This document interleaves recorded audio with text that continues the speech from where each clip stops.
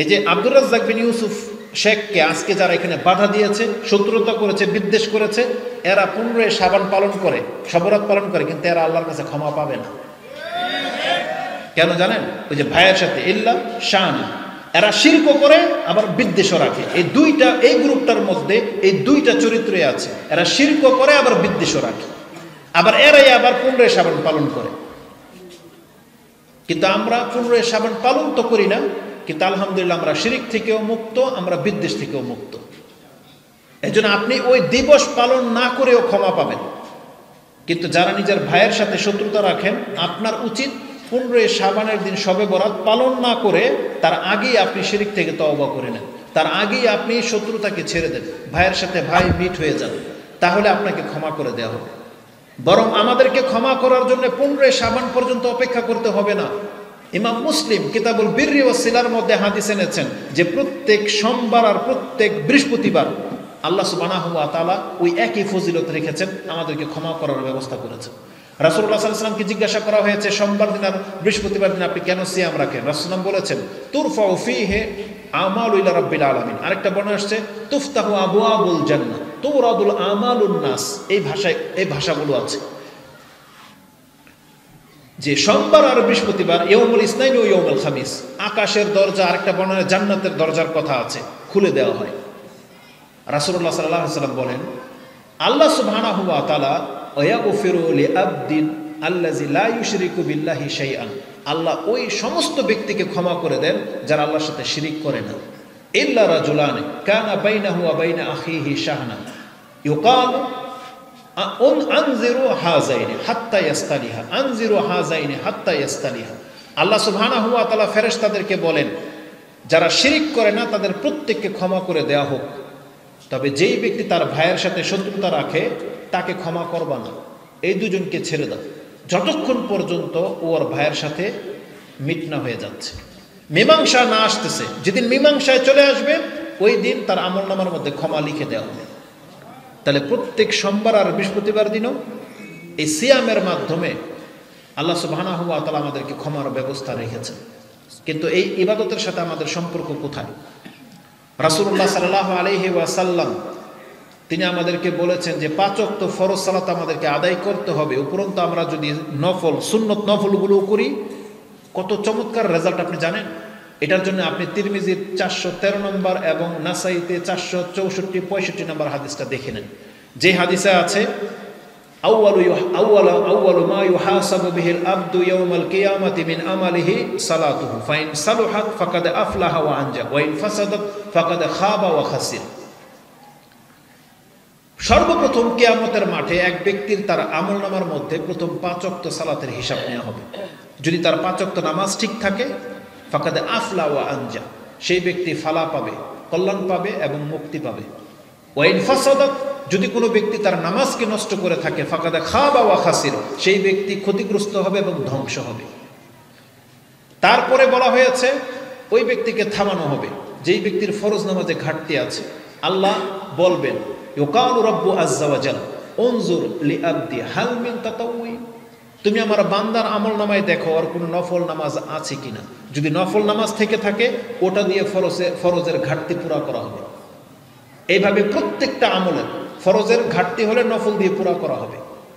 কিন্তু আজকে আমরা এমন চরিত্রের মুসলিম, আমাদের নফল তো পাওয়াই যাবে না, বরং আমাদের ফরজ ইবাদতে ঘাটতি আছে, ফরজ নামাজের মধ্যে ঘাটতি। আমাদের মা বোনরা পর্দা করে না, নামাজ পড়ে না, অধিকাংশ মহিলা, তাদের মধ্যে বেনামাজির সংখ্যা সবচেয়ে বেশি। পুরুষের চাইতেও মহিলাদের মধ্যে বেনামাজির সংখ্যা সবচেয়ে বেশি। এবং যারা নামাজ পড়েও তাদের মধ্যে উদাসীন সংখ্যা বেশি। কোন ওয়াক্তের নামাজ কোন ওয়াক্তে পড়ে তারা খবর রাখে না। অধিকাংশ মা বোনদের জোহরের নামাজ দেখা যায় আসরের ওয়াক্তে আদায় হয়, ফজর গায়েব, ঘুমিয়ে কেটে যায়, বাচ্চার বাহানায়, স্বামীর খেদমতের বাহানায় তার ফজর শেষ। কিন্তু নাজাত পাবেন না, জেনে নেন। আর আপনাদেরকেও বলে দেই, অধিকাংশ পুরুষগুলো মহিলাদের রব সেজে বসে আছে, কিন্তু জেনে নেন আপনি আর আমি মহিলাদের রব নই। মহিলাদের রব তিনি, যিনি আমাদের রব। আল্লাহ হচ্ছেন সবার রব। এই জন্য আমরা তাদের সাথে এমন কোনো নাজায়েজ আচরণ না করি যেটাকে রক্ষা করতে গিয়ে তার রবের নাফরমানি তাকে করতে হচ্ছে, এমনটা হওয়া যাবে না। কারণ ইসলাম প্রথমে আপনাকে প্রাধান্য দিতে হবে।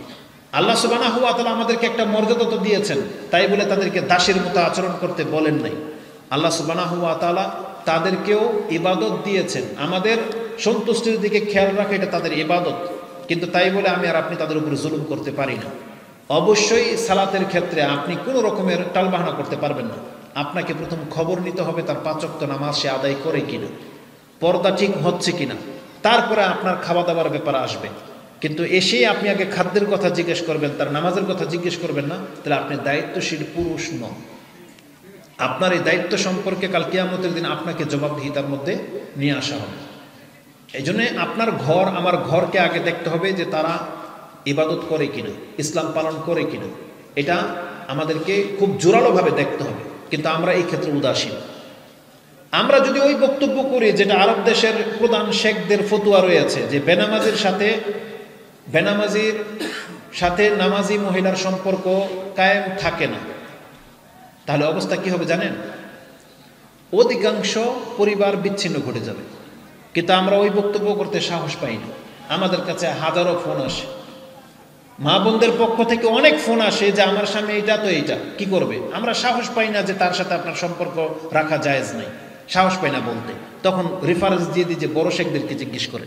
কিন্তু বাস্তবে এটাই, বাংলার জমিনের হাজারো পরিবার আছে, হয় স্বামী নামাজ পড়ে স্ত্রী নামাজ পড়ে না, স্ত্রী হয়তো পর্দাই করে না, স্বামী বেচারা এমন একটা কি হুর পেয়ে গেছে ওকে হারানোর ভয়ে ও মুখও খোলে না।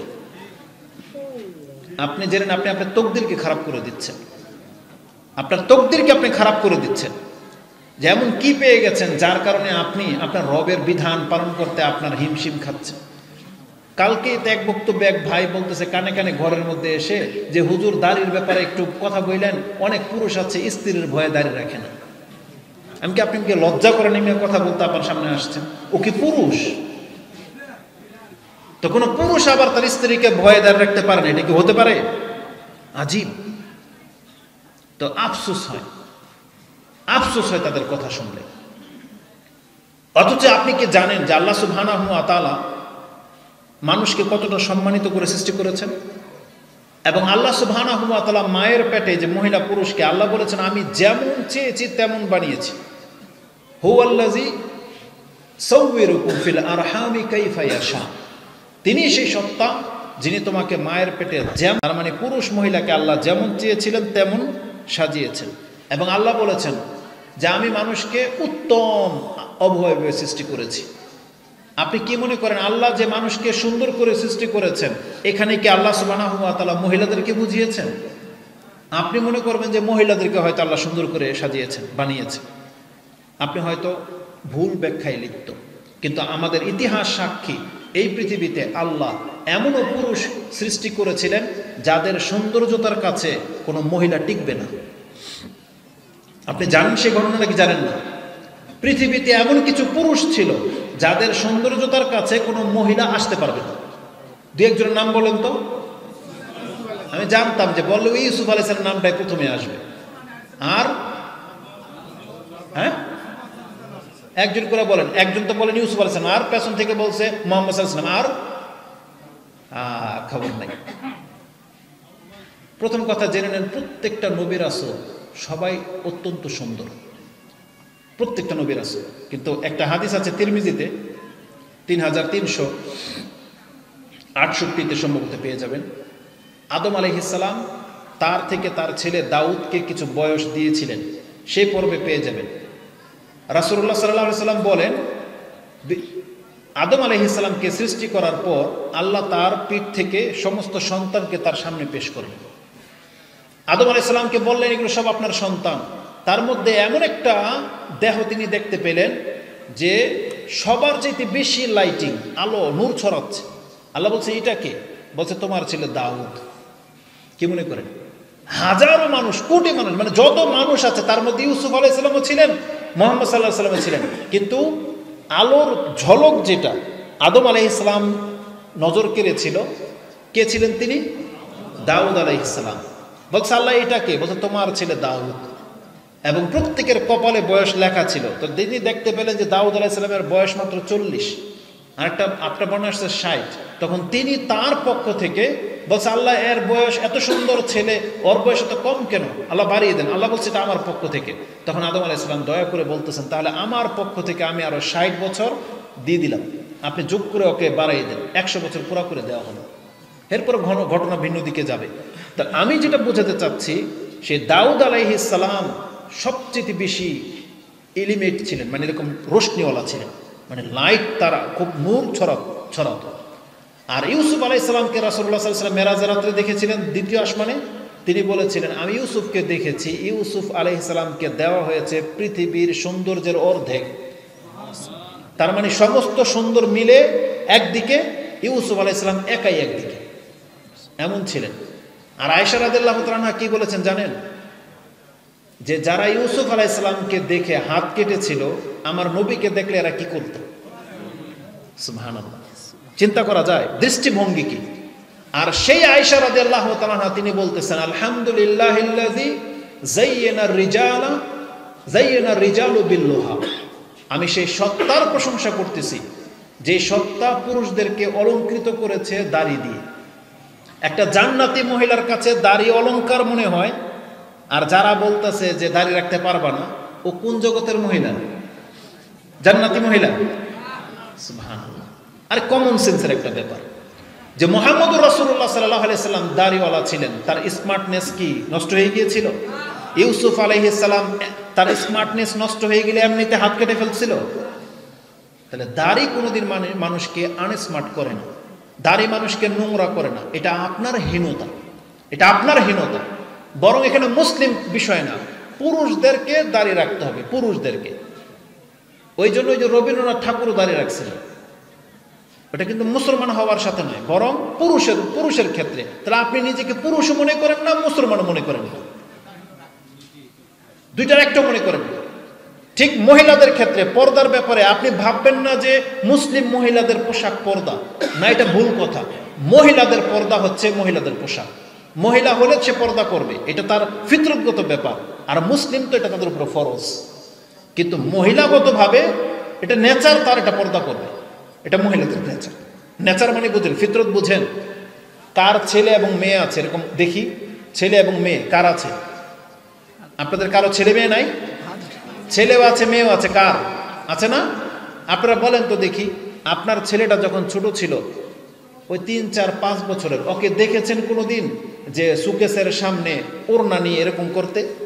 দেখেছেন? কিন্তু মেয়েকে দেখেছেন? ওর করবি। ওই মেয়ে 3 বছর হোক আর 4 বছর হোক, ও সারাক্ষণ থাকবে ড্রেসিং টেবিলের সামনে, এই ওড়না নিচ্ছে, এই লিপস্টিক মাখতেছে। এটা হচ্ছে কি ফিতরত বলে, এটা কি ফিতরত। তাহলে পোলা তো ওড়না নেয় না, ওড়না মহিলাটা কেন নেয়? তখন তো তার গঠনই পুরুষের মতো, আগাগোড়া সব সমান, তখন তোর ওড়নার দরকার কি ছিল? কিন্তু আল্লাহ সুবহানাহু ওয়া তাআলা ফিতরত দেখিয়ে দিয়েছেন যে ওর যৌবন আসুক আর নাই আসুক, ও ওড়না নেবে, এটাই ওর ফিতরত। কিন্তু ফিতরত যখন নষ্ট হয়ে যায়, তখন ওর যৌবন আসলেও ওড়না রাখতে চায় না। এটা হচ্ছে জঘন্য আকীদার মানুষ। কিন্তু আল্লাহ সুবহানাহু ওয়া তাআলা বলেছেন যার ফিতরত ঠিক, ওর পোশাকও ঠিক থাকবে। পুরুষ যেমন ফিতরত ঠিক থাকলে আপনার নেচার আপনাকে সঠিক রাস্তা দেখাবে, কিন্তু যার নেচার বিগড়ে গেছে সে যা খুশি তা করতে পারে।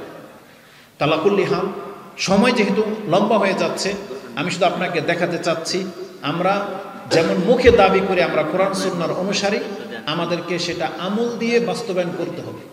আমলবিহীন দেখেন আমরা কেউ আল্লাহ সুবহানাহু ওয়া তাআলার কাছে পৌঁছতে পারবো না। আল্লাহ বলেছেন কি জানেন? মান কানা ইউরিদুল ইজ্জাত ফালিল্লাহিল ইজ্জাতু জামিয়া। যেই ব্যক্তি সম্মান চায় সেজন্য জেনে নেক সম্মানের মালিক একমাত্র আল্লাহ। আল্লাহ যদি কাউকে সম্মানিত করতে চায় সে সম্মানিত হবে। ইয়ারফাউ বিল ইজ্জা ইয়াসআদু কালিমুত তাইয়্যিব ওয়াল আমালু সালিহু ইয়ারফাউ। আল্লাহ বলেছেন কোন ব্যক্তি যখন ভালো কথা বলে মুখে যে আমি আহলে হাদিস, আমি জান্নাতি, আমি লা ইলাহা ইল্লাল্লাহ বলতেছি, আল্লাহ ছাড়া সত্য কোনো ইলাহা নাই, এই যে ভালো ভালো জুমলাগুলো যদি বলে, আল্লাহ বলেছেন এটা আল্লাহর কাছে পৌঁছে, কিন্তু কিসে পৌঁছাবে? ওয়াল আমালু সালিহু ইয়ারফাউ। সেই আমলুন সালেহ এটা হচ্ছে জ্বালানি, এটা আপনার এই কথাটাকে আল্লাহর কাছে পৌঁছবে। কিন্তু আপনার আমল নাই, আপনার কথা এই মুখ থেকে বের হওয়া পর্যন্তই শেষ, এটা আল্লাহর কাছে পৌঁছবে না। এই জন্য আল্লাহ বলেছেন মুখের কথার সাথে আমলের মিল থাকতে হবে, তাহলেই সেটা গ্রহণযোগ্য হবে, না তো গ্রহণযোগ্য হবে না। আল্লাহ সুবহানাহু ওয়া তাআলা বলতেছেন ওমা মুআলুকুম ওয়ালা আওলাদুকুম বিল্লাতি তুকাররিবুকুম ইনদানা যুলফা। বান্দা তুমি ভাববা না যে তোমার ধন সম্পত্তি আর তোমার সন্তান সন্ততি সেটা আল্লাহর কাছে পৌঁছে দেওয়ার সাবাব, আল্লাহর কাছে পৌঁছে দেওয়ার উপকরণ এটা নয়। ইল্লা মান আমানা ওয়া আমিলা সালিহান। আল্লাহ বলেছেন কেবলমাত্র তোমার ঈমান এবং তোমার আমল তোমাকে আল্লাহ পর্যন্ত পৌঁছতে পারে, নয়তো নয়। রাসূলুল্লাহ সাল্লাল্লাহু আলাইহি ওয়াসাল্লাম মুসলিমের এক হাদিসে বলেছেন মান বাত্তা বিহি আমালুহু ফালাম ইউসরি বিহি নাসাবুহু। কোনো ব্যক্তিকে যদি তার আমল থামিয়ে দেয়, পেছন দিকে টেনে ধরে, তার বংশ মর্যাদা তাকে কোনোদিন আগে বাড়াতে পারবে না। আপনি আহলে হাদিসের ঘরে জন্মে কেন, আপনি যদি কুরাইশ বংশের জন্মে হন, আপনি যদি কোনো নবী রাসূলের ঘরে জন্মেন হন, আপনার ইবাদত না থাকলে আপনি জান্নাতে পৌঁছতে পারবেন না। কারণ আল্লাহ সুবহানাহু ওয়া তাআলা এটা একটা নীতিমালা বলে দিয়েছেন, আমল দিয়েই মান আমিলা সালিহান ফালিনাফসি। যেই ব্যক্তি আমল করবে এটা তার নিজের জন্য, ওমান আসা আফা আলাইহা। আর যেই ব্যক্তি অন্যায় কাজে লিপ্ত, এই বোঝা তাকে বইতে হবে, অন্য কেউ বোঝা বইবে না। কোরআনের প্রায় 6টা আয়াতে আল্লাহ বলেছেন লা তাজিরু ওয়াজিরাতুন উযরা উখরা। কেউ কারো বোঝা বইবে না। প্রত্যেক ব্যক্তিকে তার আমলনামা নিয়ে একা একা কিয়ামতের মাঠে উঠতে হবে, প্রত্যেককে। এটা তার সাথে যাবে। এজন্য আপনি আর আমি ওজন দেওয়ার জন্য কি আমল রেডি করেছি, এটা এখন হিসাব নেওয়ার সময় চলে আসছে। অতএব আমাদেরকে হিসাব করতে হবে। আর জেনে নেন রমজান মাস চলে আসতেছে, সময় কি শেষ? জি। তো আমল নেওয়ার সময় যেহেতু চলে আসতেছে, আমাদেরকে মরার আগেই সেটা ঠিক করতে হবে। আমাদের আমলগুলো জানেন কিভাবে আমাদের নাজাতের ব্যাপার। এক তো নামাজ সম্পর্কে রাসূল সাল্লাল্লাহু আলাইহি ওয়াসাল্লাম বলেছেন নামাজ আমাদেরকে পাপকে মুক্ত করে, ওযু আমাদের পাপকে মুক্ত করে। সিয়াম সংক্রান্ত ব্যাপারে রাসূলুল্লাহ সাল্লাল্লাহু আলাইহি ওয়াসাল্লামকে আবু উমামাহ আল বাহিলি তিনি বলতেছেন কুলতু ইয়া রাসূলুল্লাহ মুরনি বিআমরিন ইয়ানফাউনি আল্লাহু বিহি। আপনি আমাকে এমন একটা আদেশ করেন যেই আদেশ আমাকে উপকৃত করবে, আল্লাহ ওই আদেশ পালনে আমাকে উপকৃত করবে। রাসূল সাল্লাল্লাহু আলাইহি ওয়াসাল্লাম বলেছেন আলাইকা বিসিয়াম, তুমি নিজের উপরে সিয়ামটাকে লাজিম করে নাও। ফাইন্নাহু লা মিসলা লাহু, উপকার করতে পারে মানুষকে সিয়ামবিহীন এই রকমের ইবাদত আর একটাও নেই। সিয়াম রাখলে আপনার দুনিয়াবি উপকার এবং পরকালীন উপকার। নামাজ পড়লে দেখেন আপনার দুনিয়াবি তেমন কোনো ফায়দা নাই, নামাজ পড়লে আপনি জান্নাত পাবেন, পরকালীন উপকার আছে। কিন্তু সিয়াম, দুনিয়াতে যদি আপনি সিয়াম রাখেন তাহলে সিয়াম আপনাকে অশ্লীলতা থেকে বাঁচাবে, যৌনতা থেকে বাঁচাবে সিয়াম। কারণ রাসূলুল্লাহ সাল্লাল্লাহু আলাইহি ওয়াসাল্লাম শাবাবদেরকে ওটাই বলেছিলেন ইয়া মাশারাল শাবাব মান ইসতাতাআ মিনকুম আল বা'আ ফালিয়াতাযাওয়াজ। যেই ব্যক্তি রাত কাটানোর মতন ব্যবস্থা আছে সে যেন বিয়ে করে। ওমান লাম ইয়াস্তাতি ফাআলাইকা বিসসাওম। আর যেই ব্যক্তির সে সামর্থ্য নাই সে যেন সিয়াম রাখে। ফাইন্নাহা লাহু উইজাউন, তাহলে এটা তাকে ফ্রিজার করে রেখে দেবে, খাসি করে রেখে দেবে। তাহলে সিয়াম মানুষকে শান্ত রাখে, ঠান্ডা রাখে। এটা হচ্ছে দুনিয়াবি ফায়দা। এবং মেডিকেল সায়েন্সের ভাষায় তারা বলতেছে যে ভিতরের যেই অপ্রয়োজনীয় যে কিটগুলো আছে ওগুলো মরে যায় সিয়াম রাখলে। তাহলে এটা একটা ফায়দা। আর পরকালীন ফায়দা, এটা আপনাকে আল্লাহর সান্নিধ্যে পৌঁছে দেবে। কারণ আল্লাহ সুবহানাহু ওয়া তাআলা সিয়ামের যতগুলো হাদিস আছে ওগুলো কিন্তু শুধু রমজান মাসের জন্য নয়, যে কোনো সিয়ামের জন্য। আসাইমু ফারহাতান, ফারহাতুন ইনদা ফিত্রিহি ওয়া ফারহাতুন ইনদা লিকাই রাব্বিহি। ওই হাদিসগুলো সব সিয়ামের ক্ষেত্রে, সেটা শুধু ওই রমজান মাসের সিয়াম নয়, যে কোনো দিন সিয়াম রাখবেন সেই সিয়ামের ক্ষেত্রে। তাহলে সিয়াম মানুষকে দুই দিকে ফায়দা দেয়। জাহান্নাম বলা হয়েছে আসিয়াম ও জুন্নাহ, বলা হয় নাই আসসাওম ও জুন্নাহ, জুন্নাতুম মিনান নার। সিয়াম মানুষকে জাহান্নাম থেকে বাঁচাবে। তাহলে নামাজ মানুষকে জাহান্নাম থেকে বাঁচায়, সিয়াম মানুষকে জাহান্নাম থেকে বাঁচায়। দান সৎকার ব্যাপারে কি আসছে? বলা হয়েছে সালাতু নূর ও সাদাকাতু বুরহান। যেই ব্যক্তি দান সৎকা করে এটা হচ্ছে তার কাছে বুরহান। বুরহান মানে হচ্ছে অকাট্য দলিল। আপনি যে মুসলিম, আপনি যে নাজাত পাবেন, এটা হচ্ছে তার অকাট্য দলিল, যে ব্যক্তি দান সৎকা করে। এই দান এত বড় একটা মানে ফায়দার জিনিস, সেটা আপনি ওই হাদিস থেকে বুঝতে পারবেন। রাসূলুল্লাহ সাল্লাল্লাহু আলাইহি সাল্লাম ঈদের খুতবায় মহিলাদেরকে উদ্দেশ্য করে বলেছিলেন ইয়া মাশারান নিসা তাসাদ্দাকনা, তোমরা দান সৎকা করো, ওয়া আকসিরনাল ইস্তিগফার, তোমরা অধিক মাত্রায় ইস্তিগফার করো, আল্লাহর কাছে ক্ষমা চাও। কেন?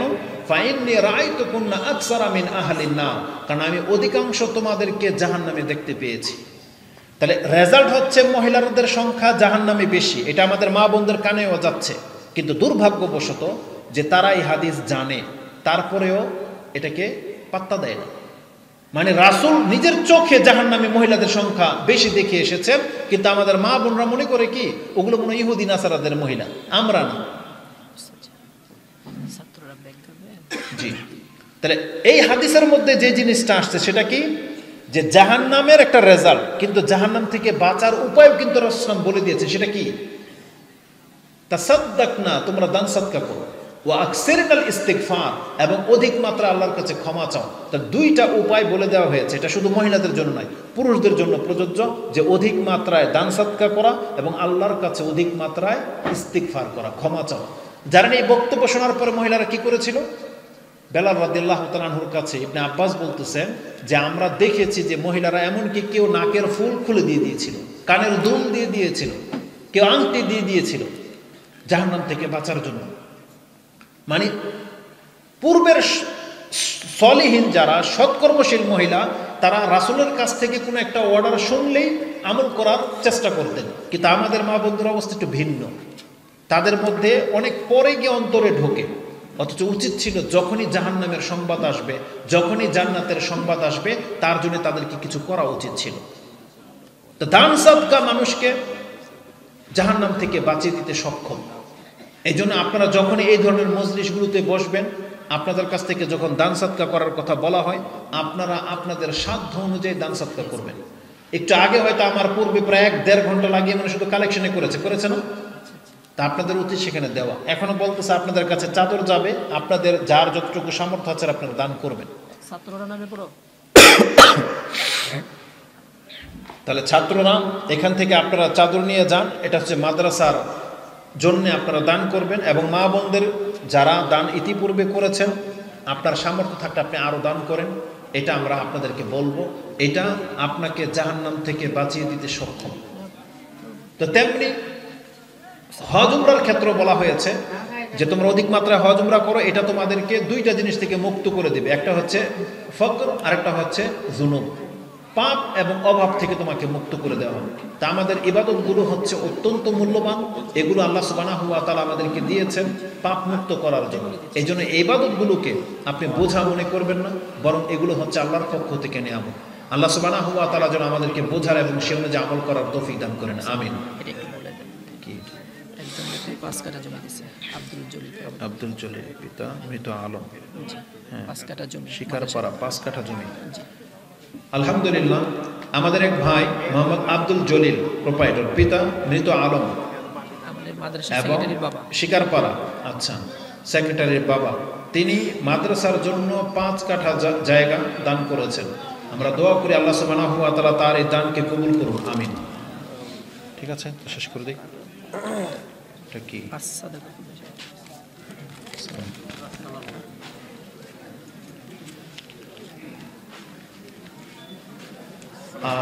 আরেকটা দান এসেছে আস-সাদাকা ফাউন্ডেশনের পক্ষ থেকে 10,000 টাকা। আল্লাহ সুবহানাহু ওয়া তাআলা তাদের এই দানকে কবুল করুন, আমিন। জি জি, ঠিক আছে।